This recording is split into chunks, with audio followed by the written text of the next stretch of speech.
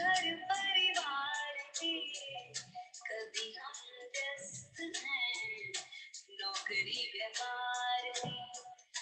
जो समय बचता है वो जाता भाग दौड़ में। अपने तन मन को कब देंगे हम समय। तो आओ अपनाए योगा योगा योगा योगा योगा योगा योगा। आओ मेरे दोस्तों हम अपनाए योगा। सुबह को नहीं तो शाम को होगा, शाम को नहीं तो सुबह को होगा। योगा योगा योगा योगा योगा योगा योगा। आओ मेरे दोस्तों हम अपनाए योगा।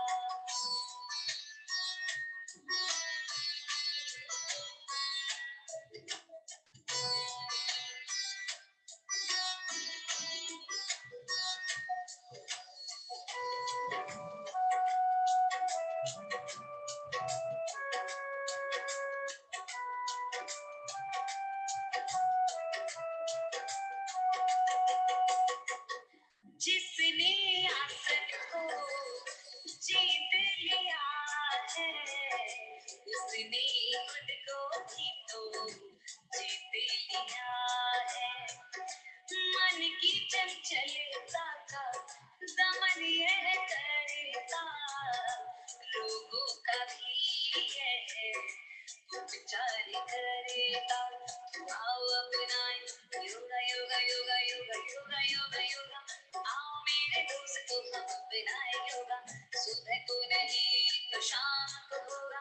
आओ मेरे दोस्तों हम अपनाए योगा। योगा योगा योगा योगा योगा योगा योगा।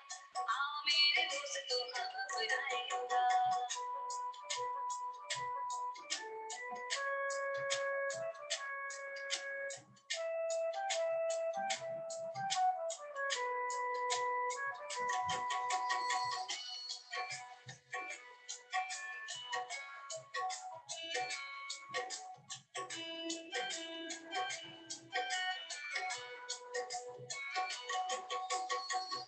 आज की जिंदगी की दिन रात भाग दौड़ काम के दरार को रिश्तों में या भाग दो।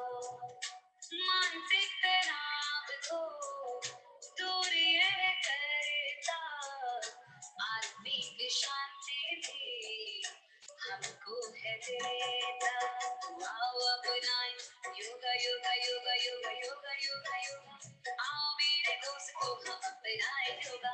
सुबह को नहीं तो शाम को होगा, शाम को नहीं तो सुबह को होगा। योगा योगा योगा योगा योगा योगा योगा। आओ मेरे दोस्तों हम अपनाए।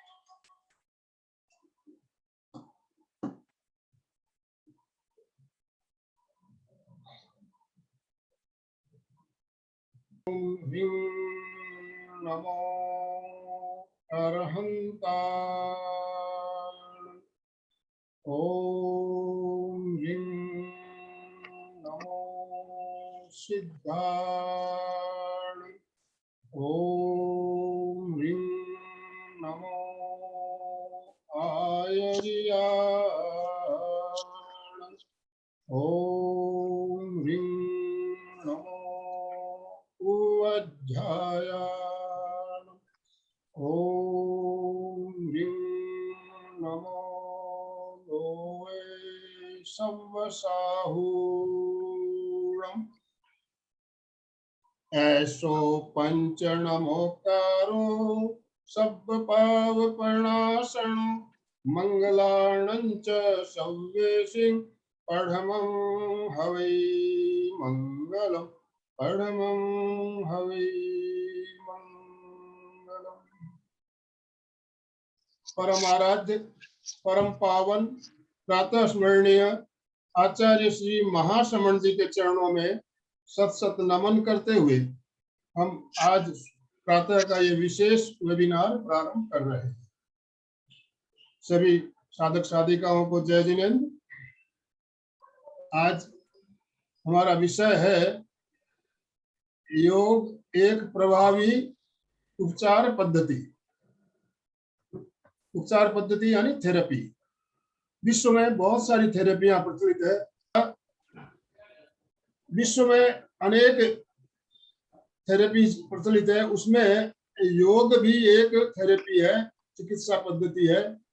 कैसे योग के द्वारा हम स्वस्थ रह सकते हैं, बीमारियों का इलाज कर सकते हैं, इस बारे में हमें और अच्छी से जानकारी देने के लिए हमारे साथ आज एक विशेषज्ञ जुड़ी हुई है, श्वेता जी वैकुंठे, पुणे से। तो मैं ज्यादा समय ना लेते हुए अलका जी से निवेदन करूंगा। अलका जी, आप श्वेता जी का संक्षिप्त परिचय देते हुए उन्हें सादर आमंत्रित करें। अलका जी, साखला।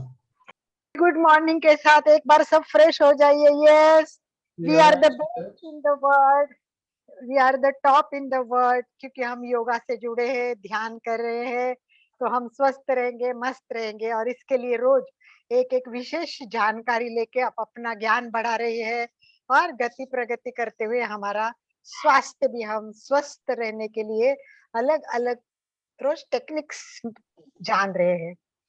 तो आप सभी जानते हैं योगा, योग योग योग, ओरिजिनल शब्द योग है, अब वो योगा बन गया है। तो ये योग है, ये एक योग कल्प वृक्ष कहा हुआ है, कल्प वृक्ष है, यानी जिसको जो चाहे वो योग दे सकता है। बस आप सोचो कि मुझे क्या चाहिए और उसके नीचे बैठ जाओ और उसको पूरी तरह समझो, जानो और करो, और फिर वही फल पाओ जो आप चाहते हो। तो आज तो देखिए, सबका एक ही इच्छा है कि मैं स्वस्थ रहूं और मस्त रहूं, मुझे कोई बीमारी ना हो, बस एक ही सबकी मनीषा है। और योग क्या उपचार के लिए है? नहीं, योग उपचार के लिए नहीं है। योग का उद्देश्य तो बहुत बड़ा व्यापक है। वो आत्मा को परमात्मा से मिलाता है, बिंदु है वो सिंधु में मिल जाती है। तो ये सिंधु में बिंदु मिलने की जो प्रक्रिया है, पिंड से ब्रह्मांड की प्रक्रिया है, ये जानने से हमारे बहुत सारे फायदे होते हैं। और उसमें से साइड इफेक्ट बोलते हैं ना, दवाई लेने से बहुत साइड इफेक्ट होते हैं, तो योगा करने से बहुत साइड इफेक्ट होते हैं और वो अच्छे अच्छे होते हैं। जैसे जीवन बदल जाता है, पूरा पॉजिटिव थिंकिंग आती है, नकारात्मक भाव चले जाते हैं, चेहरे पे खुशियां आ जाती है, आनंद की अनुभूति होती है। परंतु ये कब होगा? जब हम स्वस्थ होंगे, जब हम मस्त होंगे। और इसके लिए जरूरी है कि बीमारी ना हो, और ये बीमारी ना हो इसके लिए योगा का उपयोग एक उपचार पद्धति के दृष्टि से भी किया जा रहा है। कई लोग ऐसे हैं, हमने नासिक योग विद्याधाम से 30-35 साल से जुड़ी हूँ, देखा है कि लोग योग कब करते हैं? जब कोई रोग होता है तब, जब डॉक्टर बोलते हैं अब कोई तुम्हारे पास उपाय नहीं, अब योग करो, तब लोग आके योग करते और फिर योग की महत्व मालूम पड़ती और फिर योग की तरफ टर्न होते। तो ठीक है, हमारे सर कहते कोई बात नहीं है। एक बात बताते थे, डोंबिवली के एक सर थे, मुझे नाम नहीं याद आ रहा, पर उनको 69 वे कोई ऐसी बीमारी हो गई कि डॉक्टर ने बोला कि आपके पास कोई बीमारी नहीं है। ऐसा नहीं, उनको डायबिटीज था, हार्ट अटैक हुआ था, बीपी था, पता नहीं कितनी बीमारियां थे। डॉक्टर बोले अब तो बस मेरी दवाई तो काम नहीं कर रही है, अब आप थोड़ा योगा कर लीजिए। और जैसे ही वो योगा के पास टर्न हुए, योग विद्याधाम ने उनकी 75वीं मनाई और वो योग में प्रचार में इतने लग गए कि यही हमारे लिए एक उपचार, क्योंकि उन्होंने सारे योगा के द्वारा उपचार करके अपने आप को स्वस्थ बनाया। वैसे हमारे साथ आज एक बहुत ही अच्छी पर्सनैलिटी जुड़ी है, जिनका नाम आनंद भाई जी ने बताया था कि श्वेता जी वैकुंठ है। उन्होंने मतलब देखिए, योगा अभ्यास करना तो उनका पैशन है। ये शादी के पहले से बहुत सालों से रामदेव बाबा का पूरा योगा इन्होंने सीखा हुआ है और क्लास करे थे। परंतु जैसे उनको पता चला कि कितना बढ़िया अभ्यास आगे बढ़ सकता है, तो योग विद्याधाम नासिक से जब से जुड़ी, समझ लो पीछे मुड़कर देखा ही नहीं, आगे बढ़ती जा रही। उनकी गति प्रगति देख के मैं भी अवाक हो चुकी, क्योंकि इतनी जानकारी मुझे नहीं थी जब तक बायोडेटा नहीं मंगवाया था। तब अब ये जानकारी जब हुई तो पता चला वो लेवल 1-2 में, लेवल 2 आयुष मंत्रालय का करने के लिए हम साथ में जुड़े हुए थे। और तब उनकी पर्सनैलिटी देखी जाती थी, प्रसन्नता, स्माइल, सबको जोड़ना। और लेवल 2 उन्होंने बहुत उत्कृष्ट तरीके से किया। बाद में उनका जो आगे का लेवल है, 3rd level, yoga teacher instructor evaluator, तो वो भी उनका पास हो गया। उसके बाद उन्होंने एमए इन योग शास्त्र भी कर लिया, मास्टर ऑफ योगिक साइंस भी बन गई। और देखिए, जब एक क्षेत्र में काम करना है तो जितनी भी स्पेशलिटी लो वो कम होती है। तो हमारी श्वेता जी मेडिकल योगा में इन्होंने एडवांस डिप्लोमा लिया हुआ है। ये कंसल्टेंट भी है और आयुष से सर्टिफिकेट लेके कंसल्ट एंड थेरेपिस्ट का काम भी कर रही है। और इस तरह उन्होंने और भी एक डिप्लोमा लिया है पावर योगा का, वो भी लेवल 1 और लेवल 2 भी किया है। और इम्पोर्टेंट बात होती है डिटॉक्स, वो बहुत इंपॉर्टेंट होता है। और योगिक डाइट, इसके बिना कितना भी योगा करो आपको फायदा होगा ही नहीं। इसीलिए मूल तक पहुंचने के लिए और मूल बताने के लिए उन्होंने डिप्लोमा भी लिया। किस चीज में? योगिक डिटॉक्सिकन एंड योगिक डाइट। इस तरह हमारी श्वेता जी ऑलराउंडर योगा का अभ्यास कर रही है। उसको कोई बात नहीं क्या रामदेव बाबा का किया पूरा हो गया, कुछ नहीं, ऐसा नहीं। फिर योग विद्याधाम किया पूरा हुआ, ऐसा भी नहीं। तो वो अलग अलग आयुष मंत्रालय के भी कोर्स कर रही है। इस तरह वो प्रैक्टिस करती है हठ योगा में, उसके साथ में अष्टांग योग भी करते हैं। क्योंकि हम सब जानते हैं कि जो अष्टांग योग में जानते हैं उसमें पता है कि पतंजल केवल सूत्र बताते हैं, एक सूत्र में पूरा सार बताते, परंतु कैसा करना है ये अगर मैं बार बार श्वेता जी सबको समझाती हूँ रोज क्लास लेते समय कि अगर आपको आगे सच्चे अर्थ से सब कुछ करना है तो हठ योग जानना ही पड़ेगा। जब तक हठ योग नहीं जानेंगे ये राजयोग तक पहुंचने का रास्ता भी नहीं मिलेगा। तो हठ योग ये पतंजल योग तक, राजयोग तक पहुंचने की एक सीढ़ी है। तो ये अभ्यास भी ये कराती है, मेडिकली है। और ये अयंगर का योगा भी कराती है, पावर योगा कराती है, विनायसा योगा कराती है, और ऐसे बहुत सारे क्षेत्रों से ये जुड़ी हुई है।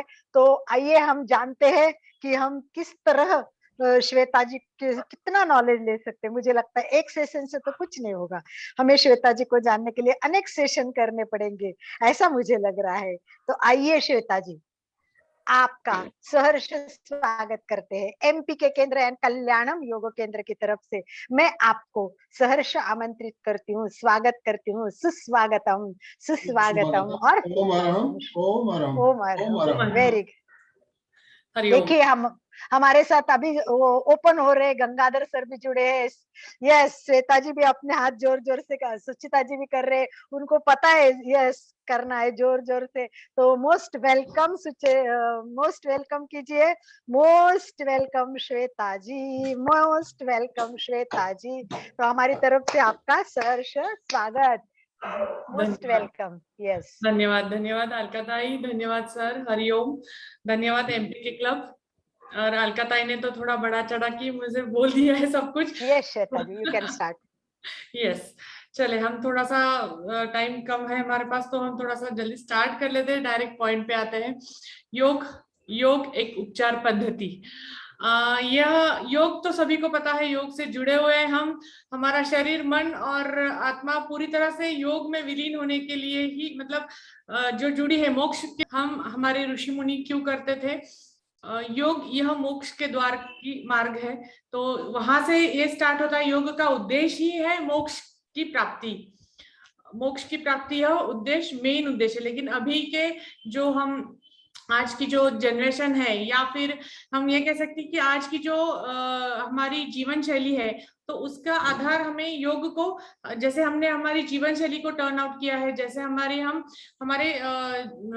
रोज तरह की जिंदगी हम जीते हैं, उस प्रकार हमने खुद को अलग अलग स्थिति से आगे की ओर पहुंचा है। जैसे अभी आधुनिकरण हो गया है, वैसे योगा का भी आधुनिकरण हो गया, योगा का भी देखने का तरीका जो है लोगों का, वो टर्न हो गया है।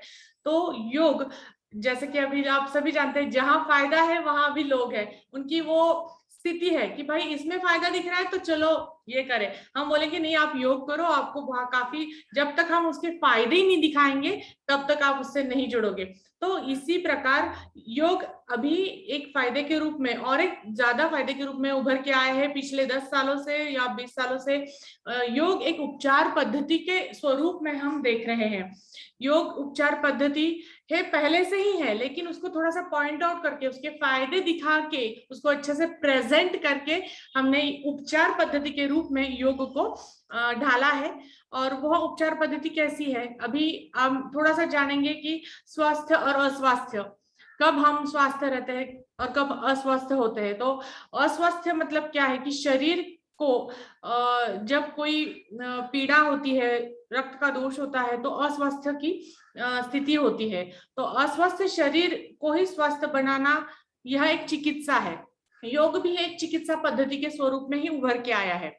ओके, लेकिन योग ये संपूर्ण चिकित्सा पद्धति है ऐसे हम नहीं कह सकते।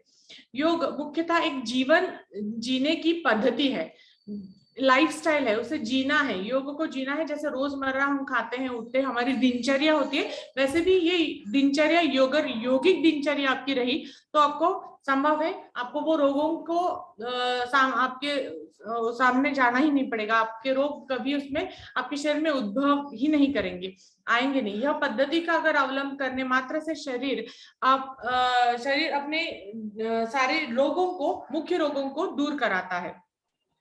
तो इसी प्रकार योगा द्वारा हम अपनी चेतना का भी विकास कर सकते हैं। स्वास्थ्य का यह मूल मंत्र है कि चेतना का विकास होता है तो आप स्वस्थ रहते हैं। हम अभी थोड़ा सा स्वास्थ्य के बारे में हम जो देख रहे हैं, तो एक तो हमें पता है कि स्वास्थ्य की व्याख्या तो आयुर्वेद से की गई है। जैसे हम अलग अलग देखते हैं कि कितने सारे चिकित्सा की पद्धति है हमारे यहाँ पे। वैदिक चिकित्सा आपको सबको पता है कि भाई कुछ तो हो गया, चलो भागो डॉक्टर के पास और तुरंत दवाई ले लो, विल सैटिस्फाइड, ठीक हो गए। लेकिन अलग अलग चिकित्सा पद्धति हमारे भारतवर्ष में बहुत पहले से है। जैसे प्राचीन शास्त्र क्रिया, प्राचीन चिकित्सा पद्धति है, प्राकृतिक चिकित्सा पद्धति है, उसमें निसर्गोपचार भी आता है।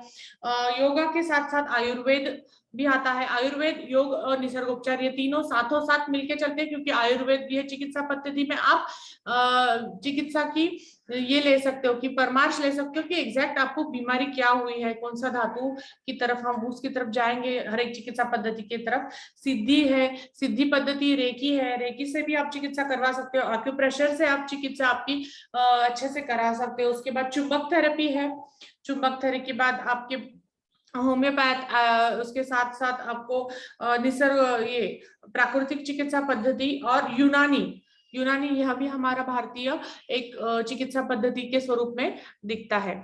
तो इतनी सारी चिकित्सा पद्धतियां अभी अवलंबित है और सारी चिकित्सा पद्धति हम कहीं ना कहीं जाके जुड़ जाते हैं। भाई मेडिकल जब हाथ उठा देता है कि भाई हमारा से नहीं होगा, ये गोली खाओ फिर भी नहीं हो रहा है, तो यू कैन टर्न आउट। फिर हम आयुर्वेदा देखते हैं, यूनानी देखते हैं, होम्योपैथ देखते हैं, फिर सिद्धा देखते हैं, चलो इससे राहत मिलेगी, चलो इससे राहत मिलेगी।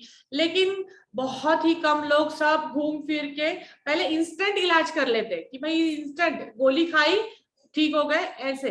तो ये सारे इंस्टेंट इलाज करके भी अगर आपको नहीं मिलता है तो लास्ट की जो आखिरी चिकित्सा पद्धति है, यौगिक चिकित्सा पद्धति, जो कि आपको फर्स्ट अवलंबित करनी है, वहां पे आके हम गाड़ी रख के रुक जाती, चलो भाई ये भी ट्राई कर लेंगे। इस हिसाब से आज की जनरेशन देख रही है कि क्विक रिजल्ट, चलो अभी क्विक रिजल्ट मिल ही नहीं रहा, लेकिन योगा करने से थोड़ा तो कुछ फायदा होगा, जैसे ये होगा, तो उस हिसाब से हम ये जुड़ रहे हैं। लेकिन पतंजलि ने पहले ही कह दिया है कि योग अथवा योगानुशासनम, स्टार्टिंग ही उन्होंने किया है कि योग एक अनुशासन है और अनुशासन के दृष्टिकोण से आपको उसको जीना है। अनुशासित दृष्टिकोण से आपको अपनी जीवन पद्धति को जीने की राह रखनी है।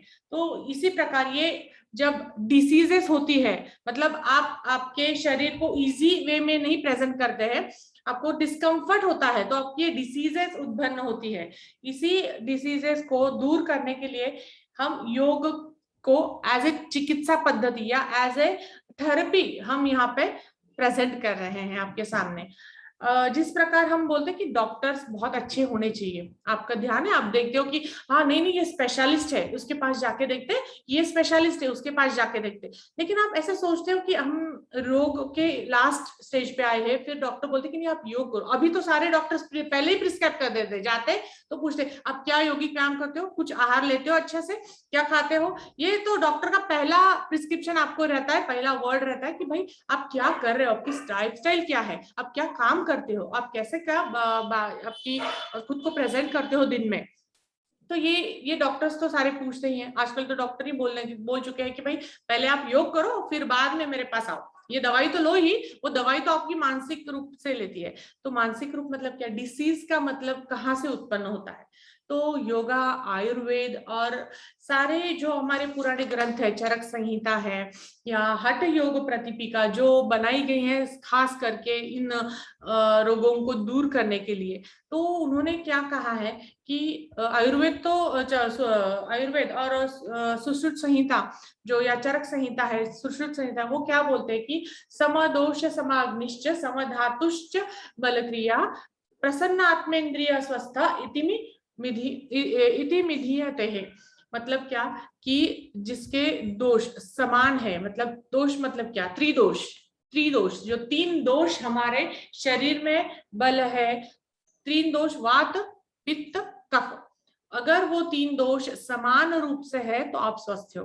उन 3 दोषों में से किसी एक दोष का भी आपका ऊपर नीचे हो गया स्थान तो आपका शरीर रोग उत्पन्न होगा, आपके शरीर में जो है वो रोग उत्पन्न होगा। तो यह 3 दोष है। 3 दोषों की जो उत्पत्ति होती है, देखिए हमारा शरीर खास करके वायु से है, क्योंकि हम प्राण वायु के द्वारा जीते हैं। तो ये 3 दोषों में खासकर आयुर्वेदा या इसी चिकित्सा पद्धति में बोला गया है कि व्याधि जो है वो दोषों का सबसे पहला जो कारण है व्याधि होने का वो वायु है। हठ योग प्रदीपिका में भी वही बताया गया है कि अगर वायु का दोष बढ़ जाता है तो आपको डिसीज को सामना करना पड़ता है।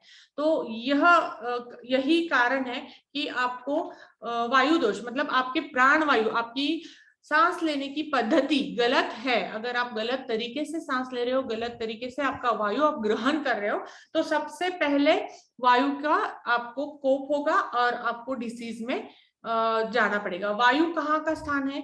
जो गुद से लेके पैरों तक वायु का स्थान है। हम बोलते हैं अपान वायु। तो अगर अपान वायु खराब हो जाता है, आपका पेट गुड़गुड़ हो जाता है, गैसेस हो जाती है, मतलब सारी बीमारियों का जो मूल है वो है आपकी पेट। तो पेट की अगर गड़बड़ है तो आपका निश्चित ही रोग या डिसीज जो है वो उधर से ही स्टार्ट हो जाता है। रोगों का मूल जो है वो वहां से स्टार्ट होता है। उसके बाद में आपके पित्त जो है वो नाभि से लेके हार्ट हृदय चक्र तक आता है। पित्त का स्थान है वो। पित्त जब बैठता है, हम बोलते हैं ना जठर अग्नि जो है, वहां पे हमारा पित्त का ये रहता है, बिल्स जो पैदा हम निर्माण करते हैं वहां पे, अगर वो खराब हो जाता है तो आपको फिर से बीमारियां होगी। फिर कफ का स्थान हृदय से लेके कंठ तक के ऊपर की स्थिति में अगर वहां पे कफ जमा होते हैं, मतलब ये सारा वायु ही करता है। अगर वायु वात अगर है तो आपको बीमारी होगी। पित्त के साथ अगर वायु जुड़ गया है तो आपको बीमारी होगी, खराब हो गया आपका वायु। कफ के साथ भी पित्त और इसका जुड़ जाता है, वायु खराब होता है तो आपको कफ की भी परेशानी होगी। तो यहाँ पे आपको ये सारी परेशानियां धीरे धीरे, मतलब जिस जगह पे आपको परेशानी है वहां का रोग आपको उत्पन्न हो। जैसे मैंने बोला पित्त खराब है तो आपकी डाइजेस्टिंग पावर जो है वो लूज हो जाएगी, आप वहां पे वो काम नहीं करेगी। अगर आपका कफ खराब है तो आपको हार्ट की बीमारी या उसके साथ में खांसी है, ब्रोंकाइटिस है, जैसे कि हार्ट की रिलेटेड चेस्ट की रिलेटेड जो बीमारियां है वो होगी। अपान वायु खराब है तो गुर्दे की रिलेटेड जो बीमारियां है उसको आपको सामना करना पड़ेगा। तो इस तो सारी डिसीजेस हो रही है। उसमें अगर आपको मनुष्य को निरोगी व स्वस्थ रहना है तो उसको सुखी रहना है, तो ही वो सुखी रहेगा। मतलब मनुष्य अगर स्वस्थ है तो ही वो सुखी रहेगा। तो रोगों से पीड़ित जो मनुष्य होता है वो दुख को सामना करता है। जैसे दुख के निवारण में मैं यहाँ पे बहुत प्रदर्शन से बोलना चाहूंगी कि दुख का जब निवारण करते हैं तो हम भगवान को याद करते चलो, और वो दुख निवारण करता जो रहता है, अगर वो डॉक्टर है तो बोलते हम आप तो भगवान के रूप में आ गए, मुझे तो बहुत सुख चैन आ गया यहाँ पे। उसी प्रकार हर एक चिकित्सक जो है वो आपको भगवान के रूप दिखता है। कब दिखता है? जब आपके वो दुख दूर करने लगता है। उसी प्रकार योग चिकित्सक भी ऐसा ही एक काम कर रहा है आपके लिए। आजकल योग चिकित्सक भी बहुत ही अच्छे स्वरूप में आपको काम कराते हैं। उनकी भी अलग अलग तरीके से ट्रेनिंग हो रही है और अलग अलग तरीके से उनके भी एडवांस लेवल के कोर्सेस में उनको बताया जा रहा है कि भाई कैसे, जैसे कि MBBS डॉक्टर है उनको MD बनाते हैं, उसी प्रकार एक योग टीचर को योग थेरेपिस्ट बनाना या कंसल्टेंट योग थेरेपिस्ट बनाने का काम आयुष मंत्रालय ने लिया है, जिस कारण आपको एक अच्छा डॉक्टर, अच्छा योगिक थेरेपिस्ट आपको मिल पाए। तो आप जरूर उनसे कंसल्ट करिए बाद में आपकी डिसीज के लिए, वो तो मैं आपको बताऊंगी वैसे। और उसी प्रकार जो डिसीज का उद्देश्य है, जैसे हम बोल रहे थे कि यौगिक चिकित्सा का जो उद्देश्य है वो है स्वस्थ व्यक्ति के स्वास्थ्य की रक्षा करना। यह ही पहला उद्देश्य है योग चिकित्सा का, स्वस्थ व्यक्ति के स्वास्थ्य की रक्षा करना। यह व्यक्ति जो है अगर आप में यह चिकित्सा क्या कहलाती है, मतलब योग यह चिकित्सा आपको क्या परामर्श देती है? अगर आप अंदर से स्वस्थ हो तो आप बाहर से भी आनंदी और सुखी रहोगे।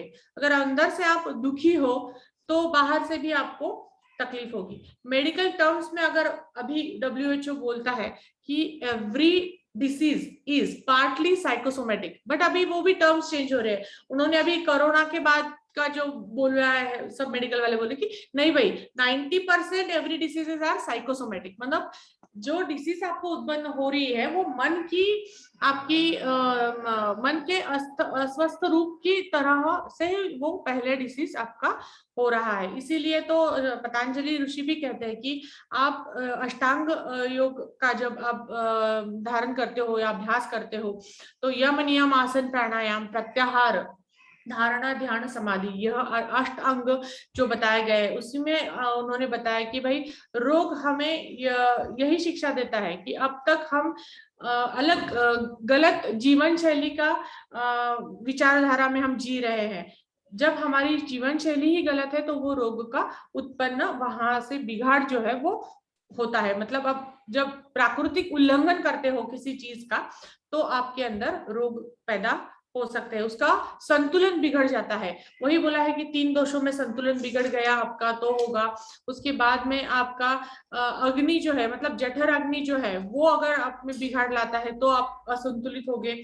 आपके सप्त धातु है, मल शुद्धि क्रियाएं है, तो उनमें अगर आपका बिगड़ आया, मतलब अपचन नहीं हो रहा है, मल शुद्धि नहीं हो रही है, आपको पसीना नहीं आ रहा है, मूत्र विसर्जन बराबर से नहीं हो रहा है, तो आप फिर से अपने रोगों को वहां पे उत्पन्न कर सकते हो। उसी बाद में उन्होंने फिर से बताया कि प्रसन्न मन आत्मेंद्रिय, मतलब अगर आपका मन प्रसन्न है, आत्मा प्रसन्न है, आपके इंद्रिय प्रसन्न है तो आप स्वस्थ हो। यही आयुर्वेदा ने भी बताया है। उसी प्रकार आपको चरक संहिता में और एक बार उन्होंने फिर से बताया कि शरीर इंद्रिय सत्वा संयोग धीर जीवतम, शरीर इंद्रिय मन, अगर आपका आत्मा, अगर आप इन तीनों का संयम करके अगर आप आराम से आपकी स्वस्थ रह रहे हो तो ही आप स्वास्थ्य को अपना रहे हो। गीता में भी भगवान ने वही आपको बोला है कि भाई युक्त आहार विहारस्य युक्त कर्मानु युक्त चेष्टस्सु कर्मानु युक्त स्वप्नान बोधस्य योग भवति दुःखः। मतलब अगर आपका आहार विहार अगर ठीक है, योगिक आहार विहार है, आप के कर्म भी योगिक है, उस कर्म को भी उन्होंने बोला है कि आप डेली जो रूटीन आपका जीते हो, जो भी कर्म करते हो वो भी सात्विक कर्म है, और आपकी नींद भी पूरी अच्छे से, मतलब सो जाओ तो ऐसी नींद आती है कि बस सो गए 8 घंटे मस्त, और सुबह बराबर टाइम बिना गजर के उठ गए, एक साथ एक ही सेकंड में उठ गए, तो आप आपके जीवन शैली में बहुत ही तंदुरुस्त हो। मतलब आपकी नींद आपको बोलती है कि आप तंदुरुस्त हो या नहीं हो। अगर आपकी नींद खराब है तो आप पक्का कहीं ना कहीं आप किसी रोग से पीड़ित हो, अगर आपकी नींद खराब है तो। इसलिए नींद भी अच्छी होनी चाहिए। तो आप योग भवति दुःखा, मतलब अगर योगी की है लाइफस्टाइल आप जो जीते हो तो आपके सारे दुख, मतलब रोग यहीं दूर हो जाएंगे। हठ प्रतिपिका भी यही कहती है कि युक्त आहार विहारे न हटस्य सिद्धये। हठ योग जब सिद्ध करना है, मतलब हठ योग को जब अपनाना है, अपनाया आपने, तो कब वो अपना सकते हैं कि युक्त आहार विहारण्य, मतलब यहाँ पे भी आपको आहार विहार आपका शुद्ध चाहिए, सात्विक चाहिए, यौगिक चाहिए, तो ही आपको हठ योग भी सिद्ध होगा। तो इन्हीं सारे लोगों ने इसी बात को बोला है। पतंजलि भी वही बात दोहरा रहे हैं कि अगर मन आपका सात्विक है, बलशाली है, तो ही मन के ऊपर पहले काम करो और फिर आपका शरीर ठीक हो जाएगा। जब हम डॉक्टर के पास जाते हैं तो हम दवाई लेते हैं, लेकिन वो दवाई जो है वो सुपरफिशियल लेवल पे काम करती है, मतलब एक दवाई ली और आप ठीक हो गए, लेकिन जो रोग का जड़ है उसके ऊपर तक वो काम नहीं करती है। हाँ, 8 घंटे उस दवा का असर रहता है, वो आपको साइकोसोमेटिकली ठीक करेगा। मतलब क्या करेगा, एक दवाई ली तो आपका जो नर्वस सिस्टम है, जहां कहीं दुख रहा है आपको, तो वो दुखने के इसमें जो नर्वस सिस्टम को स्टिमुलेट करता है, मतलब शांत कर देता है कि भाई उस उधर से जो वेदना है वो ऊपर आपकी पिट्यूटरी ग्लैंड्स तक ना पहुंचे और आपको लगे कि आपकी बीमारी ठीक हो गई है। लेकिन 10 घंटे के बाद फिर से वो वेदना चालू होती है, फिर से आप गोली लेते हो, वो ये सिलसिला आप चालू ही रहता है। मतलब महीनों न महीने, साल दर साल आप ये गोली लेते रहते हो, लेकिन उसके बहुत सारे साइड इफेक्ट भी दिखते हैं। बाद में आपको पता चलता है कि अरे ये तो गोली मैं ले रही हूँ, लेकिन इसका लीवर के ऊपर बहुत गलत परिणाम हो रहा है, इसका मेरा कोलेस्ट्रॉल के ऊपर परिणाम हो रहा है। तो ये अलग अलग परिणाम भी आपको देखने पड़ते हैं। तो इसी के साथ अभी डॉक्टर्स को पता चला है कि भाई ये तो गोली देने से नहीं होगा, तो इसीलिए यौगिक चिकित्सा पद्धति को और बाकी की जो चिकित्सा पद्धति है वो सपोर्टिव पद्धति बोली गई है। मतलब आप दवाई तो ले रहे हो, हाँ इनिशियल लेवल पे आपको बहुत तकलीफ है, you have to take medicine, but simultaneously अगर आप योग को भी आपके जीवन में लाते हो और साथों साथ दोनों एक साथ करते हो, तो धीरे धीरे आपकी गोली की मात्रा भी कम होगी।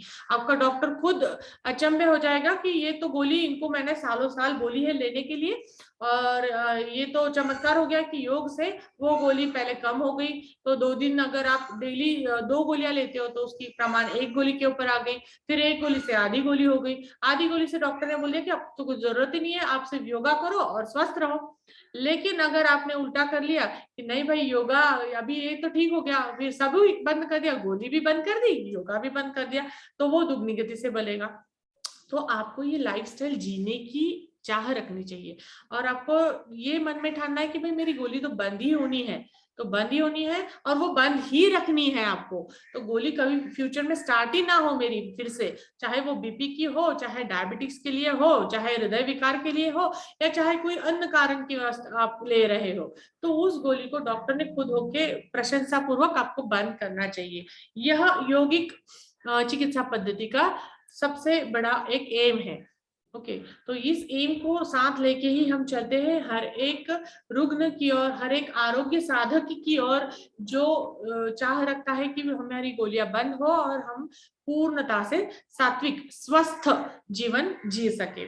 तो इसी हिसाब से योग एक चिकित्सा पद्धति उभर के आई है और वो उभर के आने के बाद यह निदर्शन में आया है कि हाँ ये वर्क होता है और ये लॉन्ग टर्म के लिए वर्क होता है।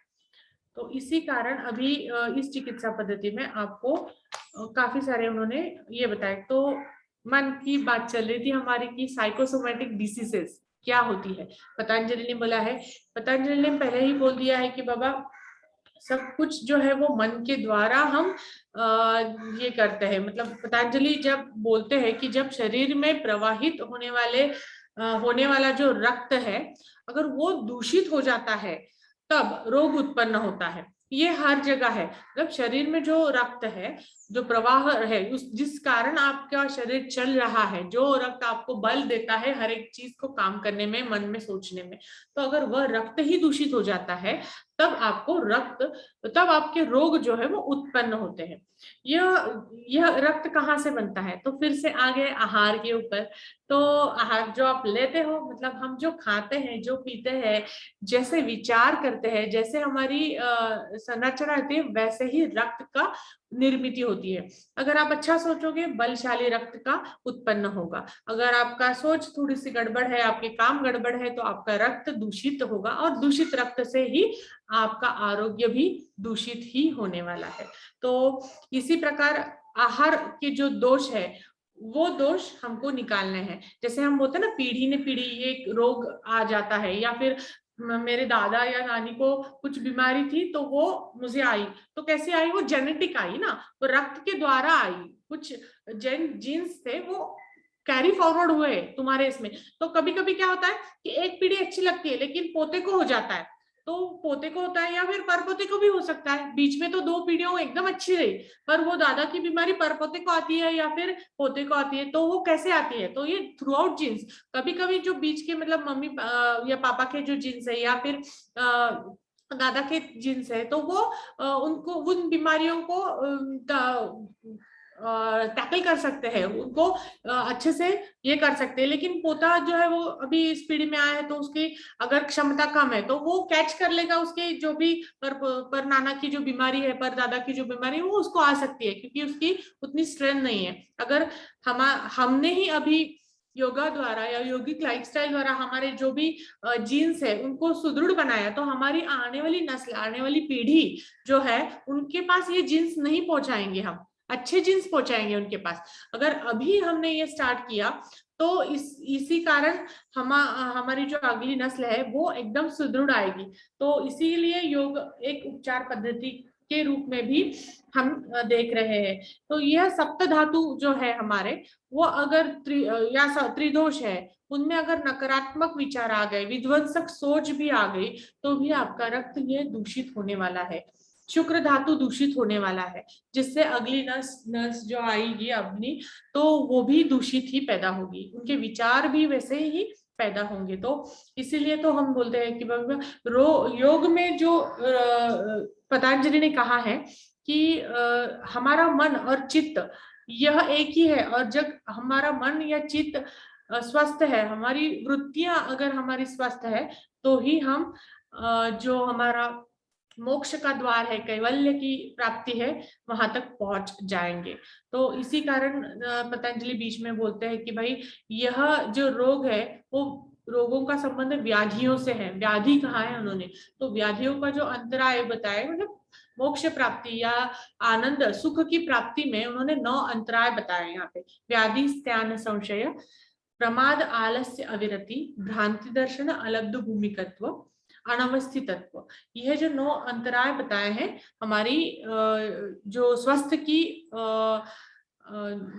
स्वस्थ का जो मार्ग है, उस मार्ग के ऊपर आने वाले ये स्पीड ब्रेकर्स है। तो हम स्वस्थ कैसे रहेंगे? तो अगर व्याधि है तो ये व्याधि को हम दूर करेंगे। ये व्याधि 3 प्रकार से आ सकती है आपको।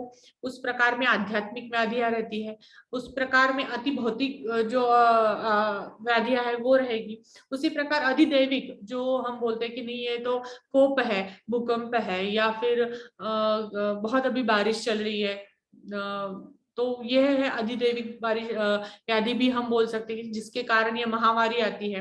तो ये अधिदैविक स्वरूप में होती है। अधिभौतिक स्वरूप में अभी आप देख रहे हो कि कोरोना का प्रकोप चल रहा है, या फिर ये थ्रू आउट बीमारियां हो रही है, पशु प्राणी की वजह से भी जो बीमारियां होती है वो है। आध्यात्मिक मतलब हमारे कर्म की तरह, जैसे हम बोलते हैं ना कि सब कुछ तो दिया है लेकिन कर्म ले गया।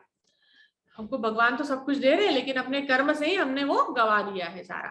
तो उसी प्रकार ये आध्यात्मिक व्याधि आप खुद होके निर्माण करते हो। इसीलिए तो गीता में बोला है कि अपने कर्म को शुद्ध रखो, ताकि जो भगवान दे रहे हैं वो आप आपके कर्म से उसको दुगना कर पाओगे, दुगना अच्छी गति से आप उसको जीवन में ला सकोगे, और उसका उपयोग आपको हमेशा के लिए ही रहेगा। इसी प्रकार की ये दुख त्रय है जो बताया गया है पतंजलि ने इसी में। तो इसका उपयोग पतंजलि तो मतलब इतने महान है कि उनको पता है ये तो है सबको, लेकिन उपाय क्या करे, तो तुरंत उन्हें उपाय भी बता दिए। मैत्री, करुणा, मुदिता, उपेक्षाणाम, सुख दुख, पुण्य पुण्य विषयाणाम। मतलब मैत्री करो, करुणा करो, दिखाओ, मैत्री, करुणा, मुदिता, उपेक्षा, ये किस चीज, ये चारों चीज रखो खुद में।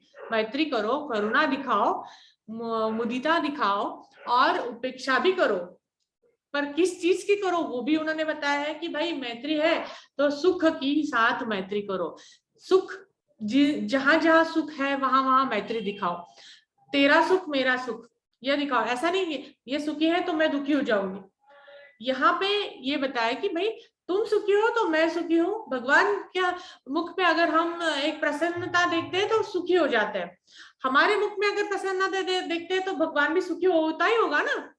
हमारे दुख से भगवान भी पीड़ित होता ही होगा ना। तो उस प्रकार आप जियो कि भाई हर एक चीज में अगर भगवान है तो ये अगर व्यक्ति सुखी है, या ये फूल पौधा हम देखते हैं वो खिला खिला है तो हमको लगता है कितना फ्रेश दिख रहा है, अगर वही मुरझाया पेड़ या मुरझाया कुछ लगता है तो हम भी ऐसे, हमारा मन भी ऐसे थोड़ा सा संकुचित हो जाता है, अरे ये क्या है ऐसे। तो इसी प्रकार खिले हुए फूल की तरह सुख रहो, और उसको देखते हुए जैसे आप मन सुखी रखते हो उसी प्रकार हर एक व्यक्ति के तरह वो खिला है तो उसके सुख में आप भी भागीदार बनो उसके। अगर वो दुखी है तो उसके प्रति करुणा दिखाएं। तो करुणा को भी, करुणा भाव भी अपने अंदर रखना है, लेकिन दुख के लिए करुणा भाव रखना है। वो ऐसा वाला करुणा भाव नहीं, मतलब तिरस्कारित जो करुणा भाव, हाँ हाँ सामने सामने दिखा दिया, हाँ हाँ I can understand, sorry for that, अच्छा अच्छा ओके ओके, पर अंदर से आप खुशी हो रहे हो, क्यों? तो ये दुखी है। दिस इज नॉट अ करुणा भाव, ये करुणा भाव नहीं है। तो ये करुणा भाव आपको अंदर से लाना है। तो इसीलिए वो कब आएगा? योग। सबका आंसर एक ही है, योग। तो आप आंसर मत पूछिए, बस आपको पता है कि आंसर तो योग ही है। तो करुणा भाव लाए, लेकिन दुखी व्यक्ति के प्रति, दुख के प्रति, उस दुख जो व्यक्ति के प्रति ना लाए करुणा भाव, उस व्यक्ति को करुणा की नजर से ना देखे, उसके दुख को करुणा की नजर से देखिए, उसके दुख को बांट लीजिए ताकि वो कम हो जाए। तो व्यक्ति के ऊपर आप एहसान मत जताइए कि मैं तुम्हारे साथ हूं या ये, तो हो सके तो उसके दुख को कम करने के लिए कुछ प्रयास कीजिए, ऐसे यहाँ पे पतंजलि कहते हैं। उसके बाद में मैत्री, करुणा, मुदिता, उपेक्षा। और ये जो है तो जो उपेक्षा या मुदिता है आपको दिखानी है, सुख दुख, पुण्य अपुण्य, तो पुण्य के प्रति आपको मुदिता दिखानी है।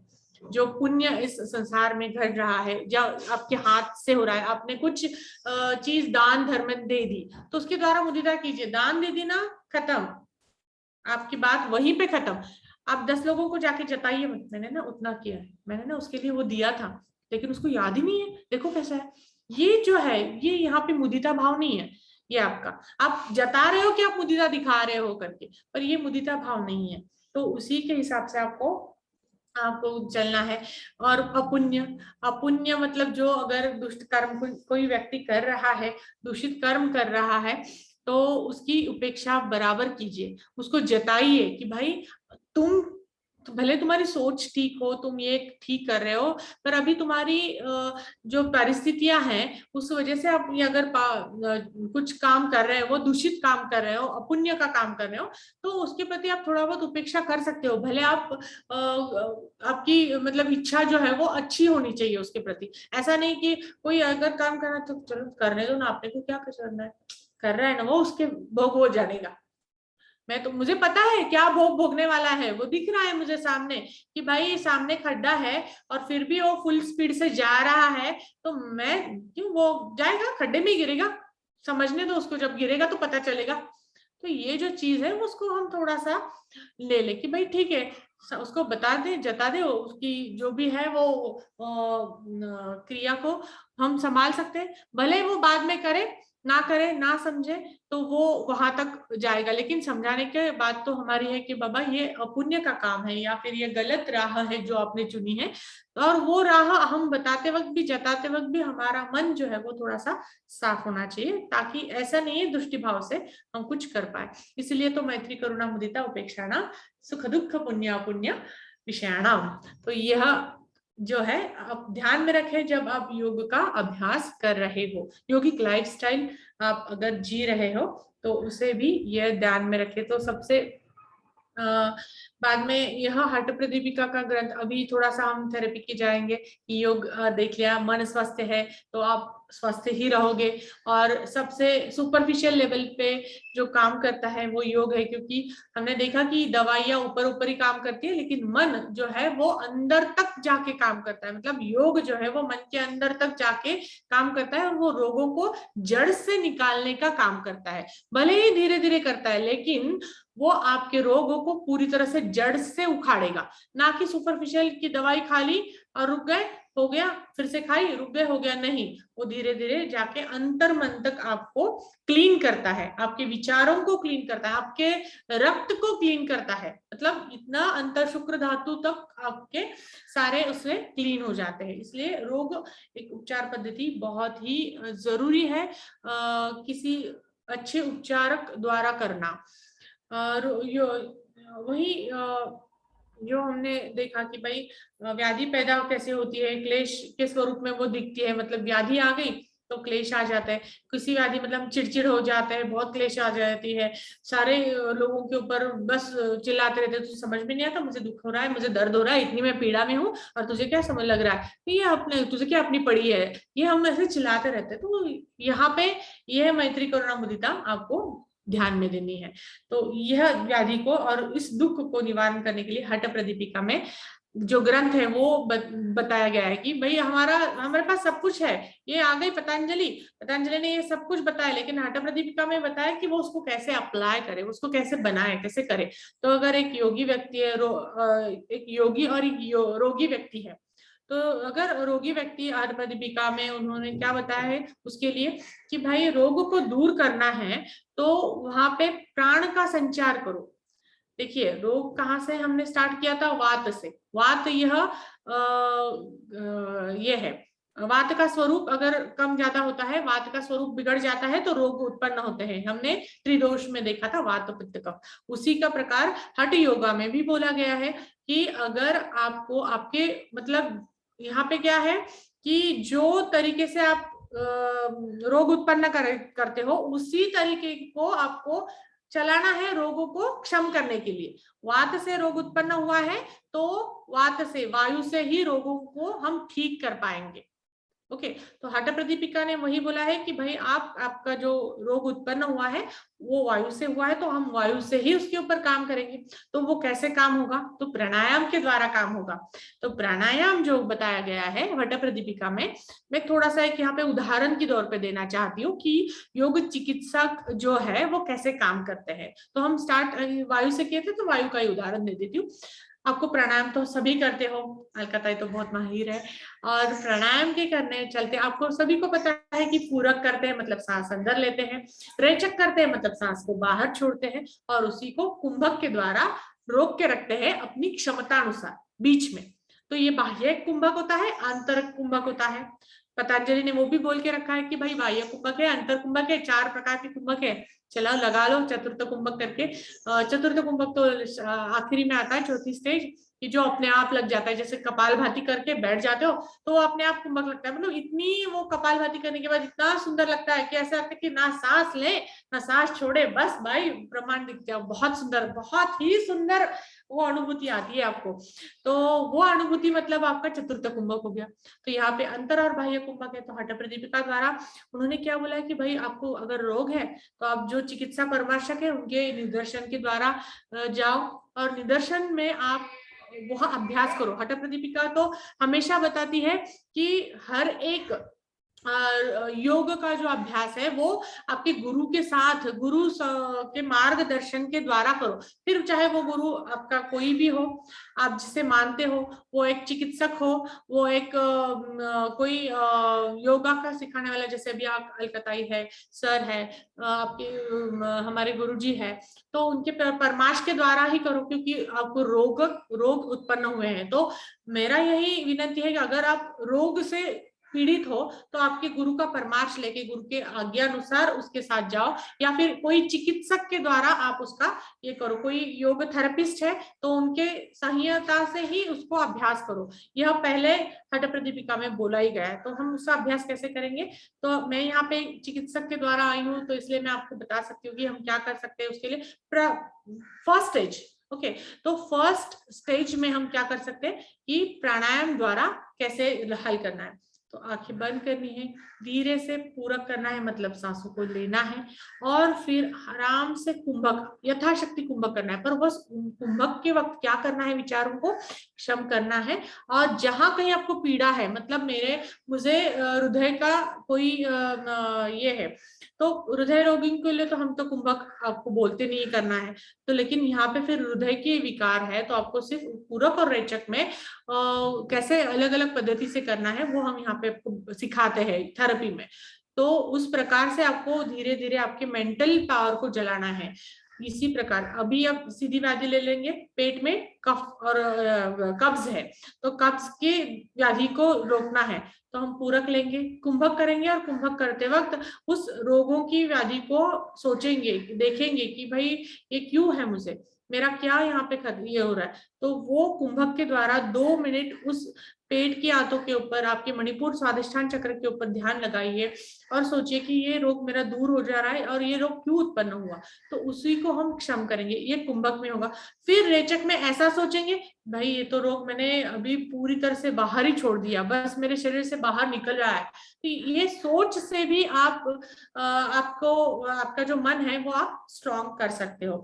तो स्वात्माराम जी ने वही यहाँ पे हठ प्रदीपिका ग्रंथ के द्वारा बताया है कि अगर आप गलत अभ्यास करते हो योग का या प्राणायाम का या शुद्धि क्रियाओं का, तो आपको रोग उत्पन्न हो भी सकते हैं। लेकिन अगर आप सही तरीके से गुरुपदेश मार्ग से अगर इसका अभ्यास करते हो, जैसे कि हम परामर्श लेते हैं डॉक्टर का, हम बोलते हैं कि नहीं भाई ये दवाई मत खाओ, पहले डॉक्टर को पूछो क्या खाना है, और ऐसे ही आप उठा के दवाई तो नहीं खा लेते हो। तो इसी प्रकार आपके गुरु का, आपके चिकित्सक का परामर्श लो और उसके सामने बैठ के इस अभ्यास को करो। और यह अभ्यास जो है इसी प्रकार किया जाता है। भोजन सबसे महत्वपूर्ण चीज, आहार विहार, आचार और विचार तो हमने देख लिए, आचार विचार देख लिए। आहार विहार, विहार तो आपको पता है कि भाई आपको कर्म आपके शुद्ध रखने हैं, तो सबसे जो महत्वपूर्ण चीज आती है वो आहार, जो आपका आहार, आप भोजन आप ग्रहण करते हो, तो वो देखिए अति सर्वत्र वर्ज्यते, मतलब अति जहां जहां, अति मराठी में बोलते हैं अति तिथे माती, या फिर ये मराठी में और एक फ्रेज है कि आहार जो है वो आहार तारी आहार मारी, आहार सर्व नाना विकारी, मतलब आहार ही आपको तारण करता है, आहार ही आपके विकारों का जन्म देता है, और आहार से ही आप सब कुछ मतलब ले सकते हो, दे सकते हो। जो कुछ हो रहा है आपके शरीर में, मन में, वो सब कुछ आहार है। तो इसी प्रकार मैं आहार भोजन के समय में देती हूँ। आप एक थेरेपी के दृष्टिकोण से मैं बताती हूँ, आप एक सामान्य व्यक्ति है तो आपको लगभग 70 कैलोरी ऊर्जा 24 घंटे में आप खर्चा करते हो, तो आपको लेनी कितनी है, तो 1600 कैलोरी की ऊर्जा अगर आप लेते हो तो 24 घंटे में हर एक घंटे में 70 कैलोरीज, मतलब 1600 कैलोरीज एक नॉर्मल व्यक्ति को आहार लेना चाहिए। अभी सभी को पता है कैलोरीज क्या है, कैसी गिनते हैं वो आहार के, सभी को दूरदर्शन पता है, गूगल मास्टर तो बैठा ही है वहां पे, डालो आहार आ जाता है सब कुछ। तो 1600 कैलोरी वाला आहार एक नॉर्मल व्यक्ति ने लेना बहुत ही उपयुक्त है, ताकि आपका आहार विहार अच्छा रहे। उसी के साथ अगर आप बहुत ही किशोरवयीन हो, खेलकूद में बच्चे हैं, बगीचे में काम कर रहे हुए माली हो, या फिर दिन भर आपका कोई बहुत ही हार्ड वर्क चलता है, बहुत पोस्टमैन हो, जैसे कि खड़े रहने का काम है दिन भर, तो आपको निश्चित ही आहार जो है वो आपकी कैलोरीज जो है वो ज्यादा खर्चा होगी। तो कैलोरीज वो 200-300 कैलोरीज एक घंटे में खर्चा करते हैं अगर आप काम के द्वारा, तो आपको 3000 कैलोरी का आहार लेना यहाँ पे जरूरी है। तो वो भी आपका आहार जो है वो हम डिसाइड करेंगे कि 3000 कैलोरी में कैसे बिठाए उसको। या फिर और खिलाड़ी है, स्पोर्ट्समैन है, उनको तो 4000 कैलोरी का आहार लगता है, भोजन जो है 4000 कैलोरी का देना जरूरी है। ऐसा नहीं कि बाबा काम तो इतना कर रहे हो और कैलोरी कम खा रहे हो, तो वो भी नहीं चलेगा। तो उस हिसाब से आपको कैलोरी का आहार, मतलब आहार भी बहुत, तो यौगिक आहार के लिए भी आप प्रॉपर गाइडेंस लीजिए। उसके साथ डिटॉक्स सबसे महत्वपूर्ण चीज, तो डिटॉक्स मतलब शुद्धि, जैसे कि शुद्धि क्रिया है पूर्व इसमें बताई गई कि पंचकर्म के द्वारा शुद्धि करो, षटकर्म के द्वारा शुद्धि करो, और बाकी तत्वों के द्वारा शुद्धि करो। अभी तो ये डिटॉक्स नई फ्रेज हमको नया चाहिए भाई, शुद्धि क्रिया और पंच तत्व तो ठीक है, डिटॉक्स और इजी इंस्टेंट डिटॉक्स। तो वात पित्त और कफ का डिटॉक्सिफिकेशन होता है, वो भी आहार के द्वारा। हम 3 दिनों का यह डिटॉक्स लेते हैं यहाँ पे। तो 3 दिनों में, पहले महीने में हम पहले वात का डिटॉक्स करते हैं, सबसे पहले वात आता है। तो वात का 3 महीने, पहले महीने में 3 दिन वात का डिटॉक्स कराएंगे, दूसरे महीने में पित्त का डिटॉक्स करेंगे 3 दिन के लिए, तीसरे महीने में कफ का डिटॉक्स कराएंगे 3 दिन में, और फिर चौथे महीने में हम लीवर क्लींजिंग या डिटॉक्स कराएंगे। लीवर क्लींजिंग बहुत ही महत्वपूर्ण तरीके से हर 3 महीने के बाद चौथे महीने में करना चाहिए। ये रिपीट करो आप, वात पित्त कफ, यह जो है वो चक्र प्रणाली कैसे चलती है आपके ऋतु अनुसार। अभी ऋतु में जो है कफ का ऋतु है, वो आयुर्वेदा द्वारा बताया गया है कि कौन से ऋतुचर्या होती है। तो उस ऋतुचर्या की जो 3 महीने रहते हैं, उस ऋतुचर्या में हम वो डिटॉक्सिफिकेशन 3 दिन का ही रहता है, और वो सिर्फ और सिर्फ आहार द्वारा ही होता है, यौगिक व्यायाम और आहार, यह मिला के ही आपका डिटॉक्सिफिकेशन होता है। तो आहार मतलब ऐसा नहीं कि भूखे रहना है, आपको खाना है, लेकिन जो डिटॉक्सिफिकेशन की चीजें हैं वो खानी है, उससे आपको क्लीन करना है। तो ये हुई डिटॉक्सिफिकेशन की बात। तो मैं रिक्वेस्ट करूंगी यहाँ पे भी जितने लोग हैं उन्होंने डिटॉक्स जरूर कराए खुद का, और डिटॉक्सिफिकेशन द्वारा रोगों को भगाने में बहुत ही मदद आपको मिलेगी। श्वेता जी, बाद में श्वेता जी, हरिओम, श्वेता जी क्वेश्चन आंसर भी लेने हैं आपसे, ले लेते हैं, पक्का पक्का। टाइम हो गया इसीलिए। Yes yes, sorry 9:51, yes yes. हम आगे भी एक एक आहार और विहार ले सकते हैं, जैसे भी अलकाताई बोले, तो हम एक एक रोगों को बाद में आपकी तरफ रखेंगे कि भाई मोटापा है या भाई आपको। यस, आवाज आपके नहीं आ रही। तो आप किसी के क्वेश्चन है तो प्लीज वेलकम। श्वेता जी, हरिओम, आवाज आ रही है? हाँ आ रही है। अभी देखिए, आनंद भाई जी आवाज नहीं आ रही आपकी। मेरी आवाज, आपके यहाँ नेट प्रॉब्लम है? हाँ, आपके यहाँ पे नेट प्रॉब्लम है, मुझे आ रही है। थोड़ी कट कट हो रही है सबकी आवाज। मुझे आ रही है, आपकी भी, आनंद भाई जी मेरी आवाज आ रही है क्या क्लियर? ओके। यस। अभी देखिए, अभी नवरात्रि का समय चल रहा है और नवरात्रि में उपवास बहुत जरूरी समझते हैं। तो आयुर्वेद में भी लंघन के बारे में बहुत कुछ बताया गया है, लंघन क्यों जरूरी है, उपवास क्यों जरूरी है। तो योग में भी उपवास का महत्व बताया गया है क्या? हाँ बिल्कुल, योग आयुर्वेदा हर जगह लंघन और आहार का डिस्क्रिप्शन दिया है। आयुर्वेद में आया है, हठ प्रतिपिका में आया है, भगवत गीता खुद होके गीता में भी आहार का दिया है कि भगवान बोलते योग के साथ ही आहार का भी उन्होंने उसी अध्याय में दिया है कि भाई आहार कैसे होना चाहिए। श्वेता जी, आप जो डिटॉक्सिएशन बोल रहे हैं वो आवाज पिक, उसका कोई क्लास लेते हो आप, अलग कोई ऐसी इंफॉर्मेशन देते हो या क्या होता है उसका? हाँ, मैं डिटॉक्सिफिकेशन करवाती हूँ ऋतुचर्या के द्वारा। 3 दिन का, महीने में 3 ही दिन करना है बस, और आपको सिर्फ जुड़ना है मेरे साथ रोज आधा घंटा, सुबह आधा या 1 घंटा, क्योंकि उसमें मैं बताती हूँ कि आपकी दिनचर्या क्या होगी, और वो डिटॉक्सिफिकेशन के जो आसन है वो मैं लेती हूँ। और 3 दिन में हम अलग अलग आहार के द्वारा ही डिटॉक्स कराते हैं। अच्छा, वेरी गुड। तो उसके लिए मतलब क्या फिक्स डेट होती है, कब कोर्स होता है, या हम करवाएंगे तो आप यहाँ भी करा सकते हो एमपीके में? हाँ, कैसा आपका है? हाँ, आप बताइए मुझे, मैं उस प्रकार आपको करा सकती हूँ। पहले हफ्ते में अगर डिटॉक्स करते हैं तो ज्यादा अच्छा रहता है, मतलब हर महीने के पहले हफ्ते में, जैसे 5, 6, 7, या फिर सैटरडे संडे जो आता है, मोस्ट प्रोबेबली हम सैटरडे संडे को कराते हैं, क्योंकि का वर्कलोड लोगों का कम रहता है, तो डिटॉक्सिफिकेशन अच्छे आराम से हो जाता है। इसलिए फ्राइडे, सैटरडे, संडे हम कराते हैं डिटॉक्स, और ऋतुचर्या और फिर वायु के हिसाब से हम वो डिटॉक्सिफिकेशन कराते हैं।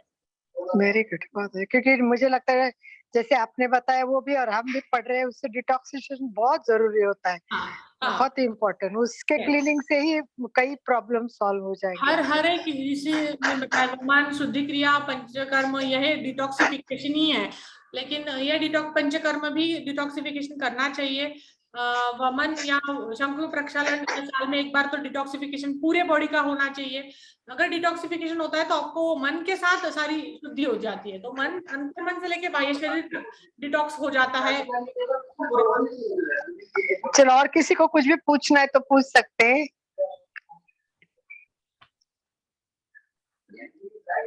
सुचिता जी, मनोज जी, और भी कोई भी पूछना चाहते हैं तो इंदिरा जी, नए भी काफी लोग।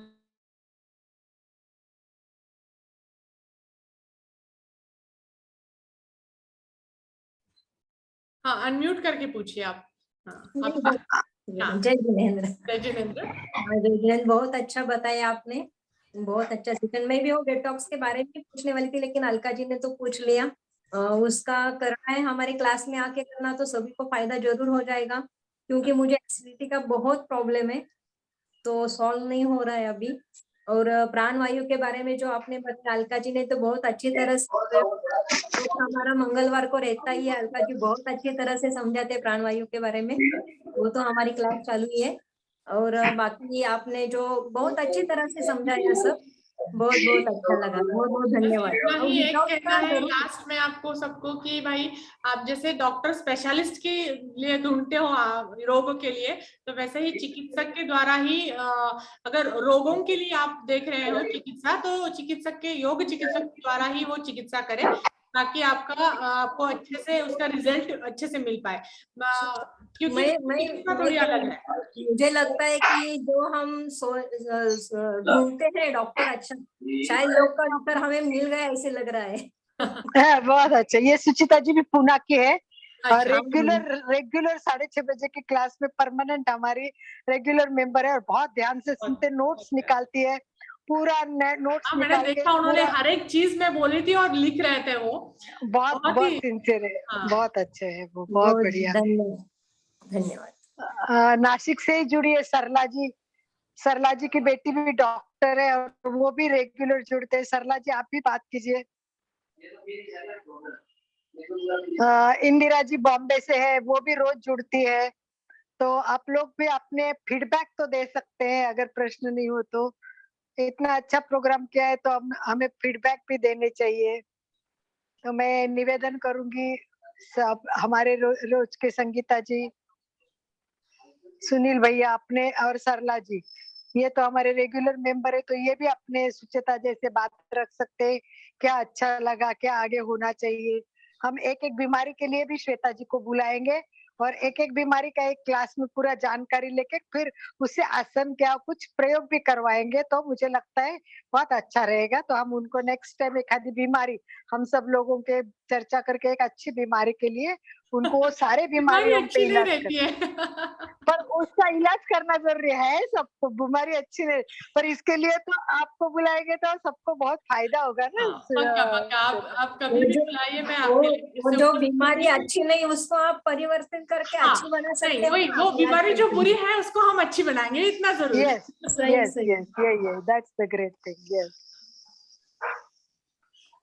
चलिए बहुत बढ़िया, थैंक यू सो बहुत मच। बढ़िया। और किसी का कुछ प्रश्न है तो आप मुझे पर्सनली भी कांटेक्ट कर सकते हैं। मेरा नंबर मैं अलका दीदी को देती हूँ, वो आपके ग्रुप में डालेंगे। यहाँ पे भी चाहिए तो मेरा नंबर आप नोट डाउन कर सकते हैं, 9823203407। मैं पुणे में विमान नगर में स्थित हूँ। मैं भी अरे यहाँ पे छोटा सा थेरेपी धानोरी कराती में हूँ विमान नगर में। मैं दानोरी हूँ, विमान नगर अच्छा, के बैक साइड में। नजदीक है। हाँ कल की बारिश बहुत थी ना। हाँ। तूफान। मीना जी कैसा लगा आपको क्लास?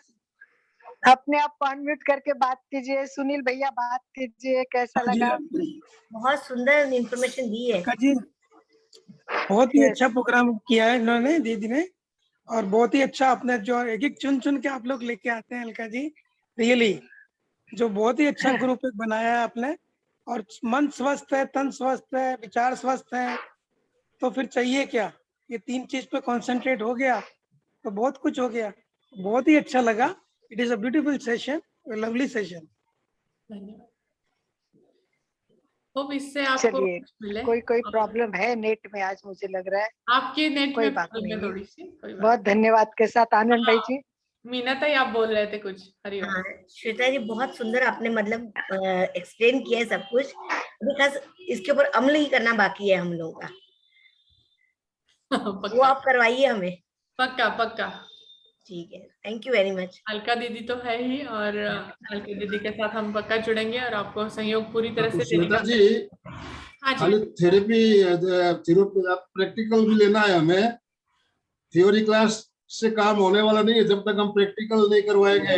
पक्का पक्का प्रैक्टिकल क्लास लेना है, और कैसे योग के द्वारा किस बीमारी का कैसे इलाज किया जाता है, कौन सा आसन, कौन सा प्राणायाम, कितने समय तक करना है, ये सब चीजें जानकारी होना बहुत जरूरी है। हाँ, यस। तो प्रैक्टिकल सेशन भी हम आपसे जरूर आमंत्रित करेंगे और हम उपस्थित रखेंगे। रहूंगी, आप कभी भी बुलाएं मुझे। बहुत बहुत सरला धन्यवाद। जी, सरला जी बोलिए, आप अनम्यूट कीजिए अपने आप को। सरला जी अनम्यूट कीजिए आपके। हाँ आप। मैं सिर्फ सुन रही हूँ आज, वो भी काम करते करते सुन रही हूँ। कोई बात नहीं है, वो भी भाव अच्छा है। एक जूम में इनका हमने ऑपरेशन एक हुआ। सुविधा वो भी दी है घर बैठे हाँ। करो, काम करते करो, पर सुनते रहो, सुमिता बस यही हम सुमिता चाहते के हैं। पापा का ऑपरेशन बहुत हुआ है धन्यवाद। मुझे कोई बिंदु बात का। नहीं, नेक्स्ट टाइम श्वेता जी का डेफिनेट प्रैक्टिकल का प्रयोग रहेगा। तो आनंद भाई हम की तो प्रार्थना के लिए अपनी श्वेता जी का उसमें डेफिनेटली 3-4 नेक्स्ट टाइम दिन से रखेंगे। बिजी थी मैं। सुमिता के पापा का ऑपरेशन हुआ मोतिया बिंदु का, उसमें बिजी अच्छा। थी 3-4 दिन से। ओके ओके, कोई Take बात care. नहीं। चलिए, धन्यवाद। श्वेता जी, हाँ हरिओम। सरला जी अभी जो हमारे से बात कर रही है, इनकी लड़की नागपुर में रहती है, डॉक्टर है आयुर्वेदिक के, और हमारे साथ जुड़ी हुई है। हमारे यहाँ कोऑर्डिनेटर है, हमारी कोऑर्डिनेटर है, महिला विंग की कोऑर्डिनेटर है, लेडीज विंग की कोऑर्डिनेटर है इनकी लड़की। अच्छा, डॉक्टर सुमिता बहुत जैन, बहुत डॉक्टर सुनीता जोगड़ जोगड़ जैन। आयुर्वेद कॉलेज में प्रोफेसर भी है। अच्छा, बहुत अच्छा। आप पुणे में कहाँ रहते हैं? मैं श्वेता जी? विमान नगर में हूँ। मेरा थेरेपी सेंटर भी विमान नगर में ही है। हाँ, मेरा बेटा उधर रहता है, नासिक फाटा, अच्छा, काफी दूर है। पिंपळे गुरव।